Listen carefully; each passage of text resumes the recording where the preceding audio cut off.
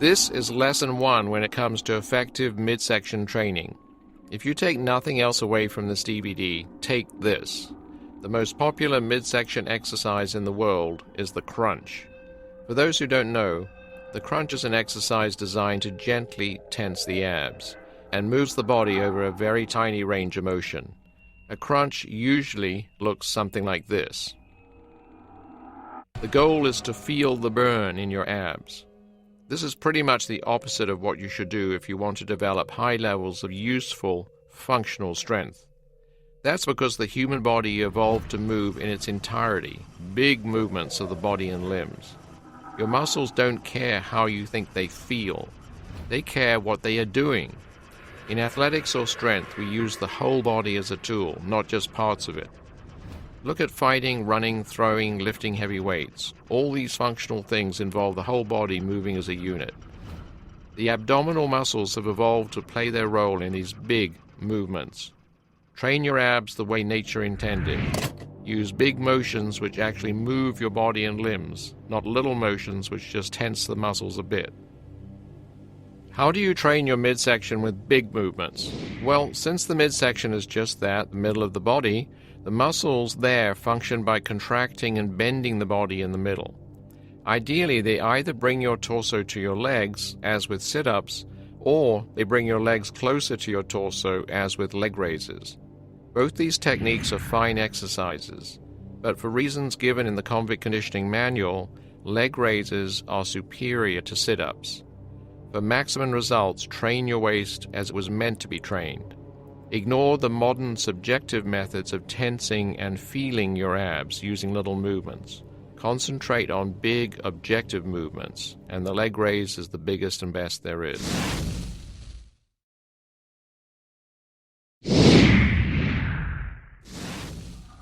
This commandment follows on from the first.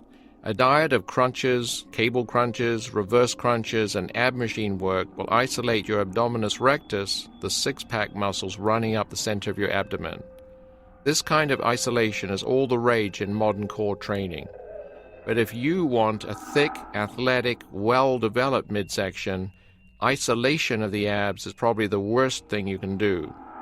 Your muscular system is just that, a system. During natural motion, no muscle group ever acts in isolation, ever.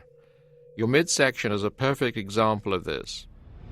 A lot of people these days are aware of the importance of the posterior chain of muscles which support the back of the spine, the hamstrings, glutes, spinal erectors, etc. Unfortunately, fewer athletes are aware of the anterior chain which runs up the front of the body. When you move your body forward, when you run, kick, punch, jump, do a pull-up, you use this chain. And it's called a chain because the muscles within it are interconnected. They include the deeper heads of the quadriceps, the rectus femoris, and the sartorius, the hip flexors, the psoas, the obliques, and the iliacus muscles. This chain of muscles continues up into the thorax with the intercostals and serratus. The abs are just one link in this chain. Training one link in a chain whilst letting the other links wither away is a surefire recipe to make that chain break somewhere down the line. The only true cure for the problems caused by isolation is to train your midsection using your total body as much as possible. The best way to do this is by the leg raise series we're about to show you. Because leg raises are a functional compound exercise, they naturally work the entire anterior chain automatically without you having to use any special techniques. Raising your legs works the thighs and front of the hips, and stabilizing your torso works the obliques and trunk. As a side benefit, performing leg raises as we're about to show you, you'll naturally integrate your whole body into the movement. On the floor, you push with your hands, which activates the lats, spine, and arms as support. When you hang, you're giving your shoulder girdle and grip a heck of a workout. This is why you should always go old school and do your vertical leg raises hanging from a bar. Those new stations with padded handles to rest your forearms on not only take your shoulders out of the movement, they also prevent your anterior chain from working properly as a system. Never be afraid of looking old-fashioned and hanging while you work your waist. This is a super efficient way to train. Forget about isolating your abs, your obliques, or any other muscle in your waist. When it comes to core training, the whole is definitely more than the sum of its parts. Learn to put your whole body into leg raises, and not only will you get thick abs faster than with crunches, you'll make your entire midsection stronger, and also learn naturally how to integrate your core as an element of total body power.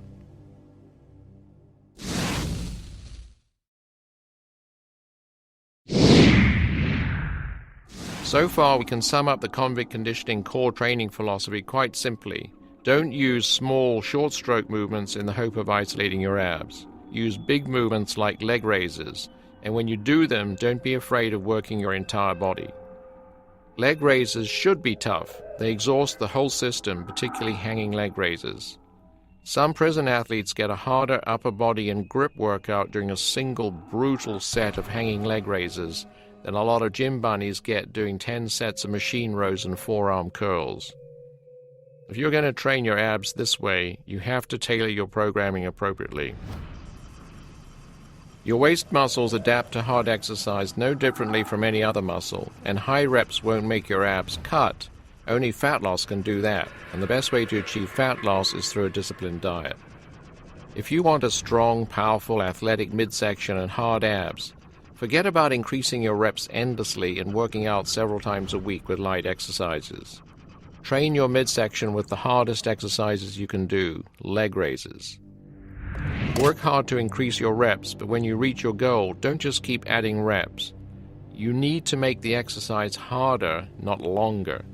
You can do this by moving to more and more advanced leg raise exercises, which we'll show you in this DVD. After you've hit your leg raises good and hard, let your core muscles rest so they can adapt and get acclimatized to the progressive workload. Don't feel the need to train them every day or even every other day. Let them rest so they can come back stronger next time.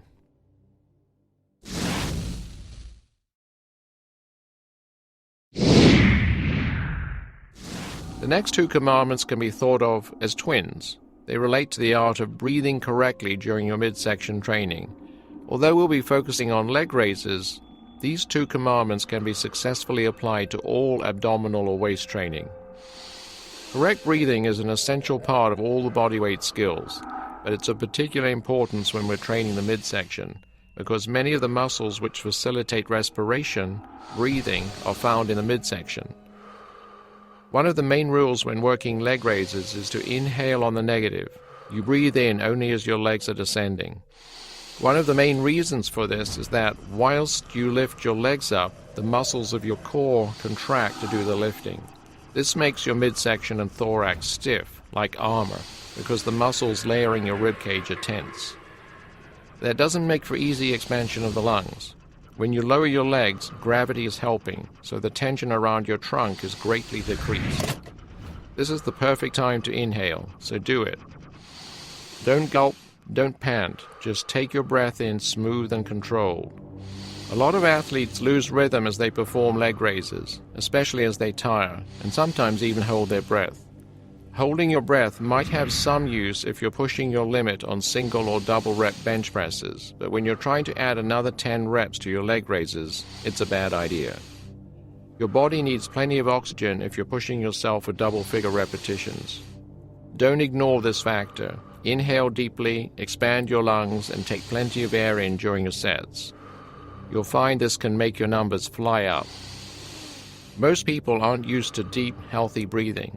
If, at first, you find yourself getting dizzy or out of breath, take an extra breath or two at the top or bottom of the leg raise motion.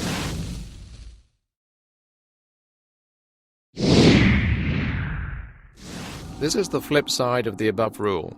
Just as the muscles of the thorax, abdomen, and ribcage relax when we breathe in, so they contract when we breathe out. Do you remember the last time you got sore abs just from laughing too hard? That was due to the musculature of your core and midsection being recruited to cope with all the extra exhalation caused by laughter. You should use this biomechanical recruitment to help you train your midsection. Exhale strongly and deeply while your legs are coming up during the leg raise. Try to time it so that your lungs are fully empty by the time you reach the top of each rep. Watch the exhalation. Really practice this with each type of leg raise so you've got it down by the time you get to the hanging leg raises. Exhaling not only gives the muscles a different added form of workload, it also makes lifting your legs up easier because your internal organs won't be squashed down by lungs swollen with air. A tight stomach leads to a more fluid rep.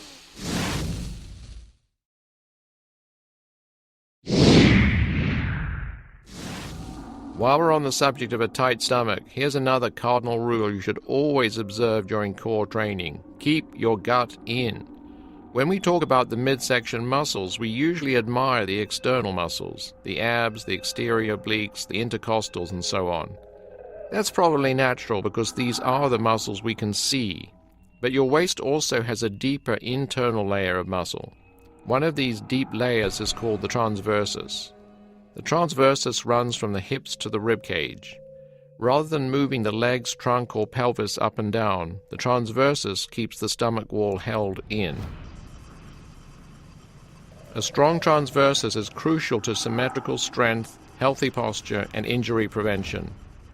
The transversus is, in many ways, the antagonistic muscle group of the diaphragm, the powerful sheet of muscle underneath the lungs.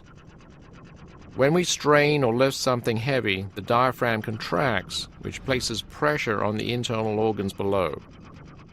During great effort, this internal pressure can cause the gut wall to split, which pushes a little lump of intestine out, making a bulge. This is what a hernia is, and it can be devastatingly painful and require a lot of physio or surgery to correct. If you train your transversus so it's as powerful as your diaphragm muscle, the two will be in balance and your chances of having a hernia will fall to near zero. The best way to do this is to keep your stomach tightly pulled in when you train your abs. Of course, your stomach should be braced during nearly all your exercises, but since the transversus is technically a core muscle, it's appropriate to train these areas together. Training your transversus couldn't be easier. Just consciously keep your navel pulled as close to your spine as you can during every rep of every set of leg raises. Even when you inhale, that gut should be strongly braced. When you breathe out, your diaphragm will contract, so you'll be able to suck your stomach wall in to maximum tightness. Don't allow your belly to relax and sag when you train. Keep that gut in.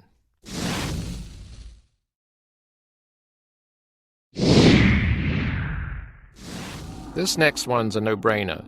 The objective of leg raises is to work the muscles of your core. If momentum is moving your legs, it stands to reason that your muscles aren't. So for maximum muscle power, eliminate momentum from your leg raises. For some very advanced strength feats, like one-arm prison push-ups and one-arm pull-ups, you obviously need a little body English to get things moving. But there's no excuse when it comes to leg raises. Whatever particular leg raise technique you're working on, cease all momentum and speed at the bottom, even if it's only for a fraction of a second. Lift your legs smoothly for a 2 count, making certain that your speed of motion is the same during every part of the lift. That's the key to perfect cadence.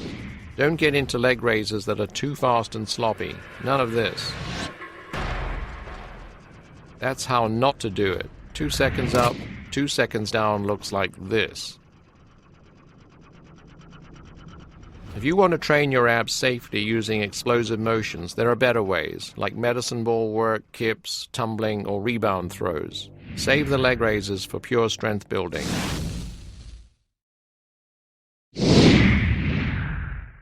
This is a commandment which directly applies to leg raises. A quick pause at the bottom position with your legs straight or almost straight is a good idea to eliminate momentum, but you don't really need to hold at the bottom.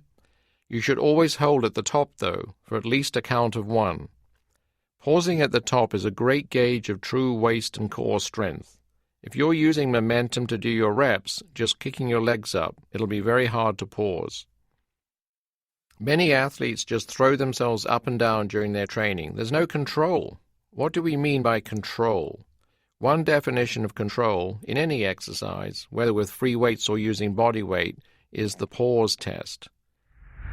If you can pause for a full second at any stage in the technique, whether it's the first part of the positive, halfway through the negative, or wherever, then you know you're in control of that technique. The top position for hanging leg raises is the hardest position. So you know if you can pause at the top, you can pause anywhere in the rep. You have total control. This is a good example of the kind of pauses you want. By the time you get to doing your midsection work while hanging, that top position pause will really add some juice and power to your abs. So it's a great idea to cultivate this habit of pausing at the top even when you start with leg raises on the floor. That way, by the time you get to hanging leg raise work, the top pause won't be nearly as difficult or intimidating. Keep it in your head as a commandment, not an option, from day one. Always hold at the top of a leg raise, no matter what step you're on.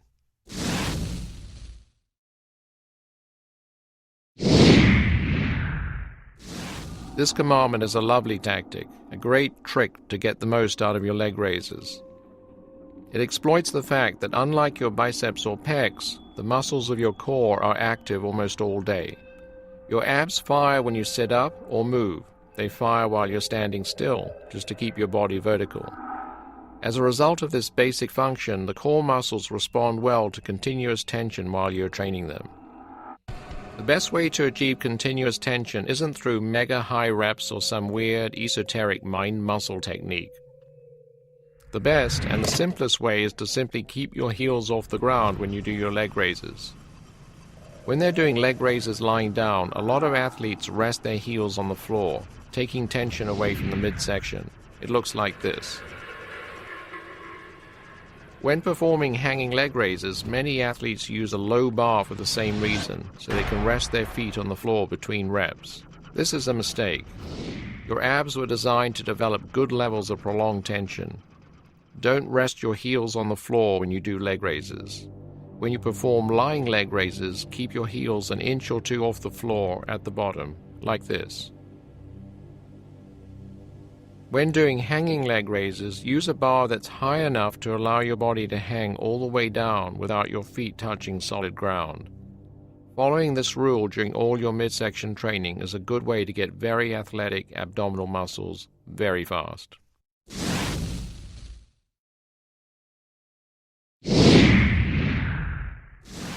This final commandment isn't specifically about leg raises, but it's very important if you're going to be training your waist properly.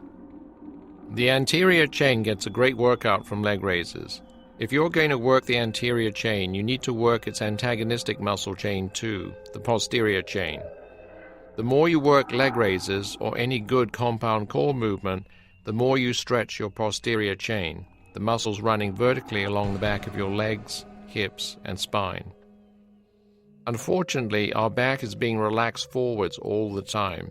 Although most people don't methodically stretch their backs forward, they do hunch over desks, slump in chairs, and stoop when they walk. All this stretches the posterior chain.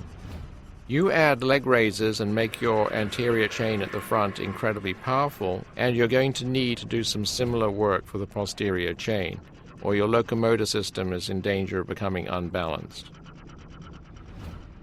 How often do people slump or stretch their spines backwards? There are various ways to work your posterior chain with kettlebells, barbells, and so on. But the simplest, most powerful way to ensure that your posterior and anterior chains are in perfect balance is by bridging. Bridging is the bodyweight art of arching the body backwards as opposed to leg raises which bend the body forwards. Since you're going to want to learn to bridge, you're in luck. The fourth DVD in this series, Advanced Bridging, contains the ultimate prison-style bridging seminar. It's all you'll ever need to have a spine like a titanium whip. If you only ever get your hands on 2 waist training DVDs, make it this one and the sequel on bridging. Follow these and you can kiss goodbye to a flabby gut and back pain.